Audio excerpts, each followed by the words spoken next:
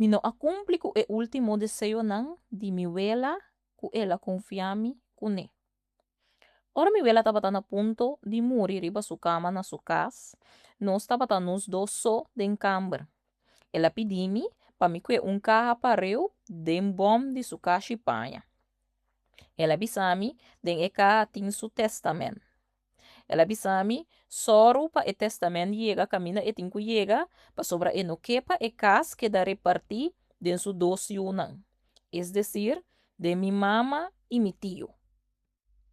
Ela traja e testamento pa e cas queda solamente de mi mama, mas o mi tío tem problema com gamblemento e no que, pa falta de huega de placa de mi tío, e cas terminana vai perdi, mas o mi mama ta sea hipoteca e cas of vende e cas pa ayuda mi tío ku debe nan di placa.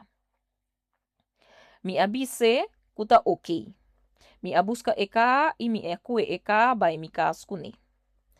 Ora mi abre e carro na casa, mi há gran quantidade de sem cash, escondi, com nenhum gente não estava taçado de tem e carro. Golosidade e cudiche adrentami.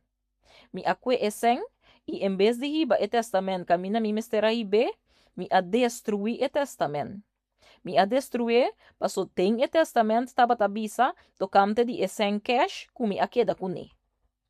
Mi wela abin fallecer e depois de tempo cosnan abordo reglar según lei. E cas a queda pa mi mama e mi tio.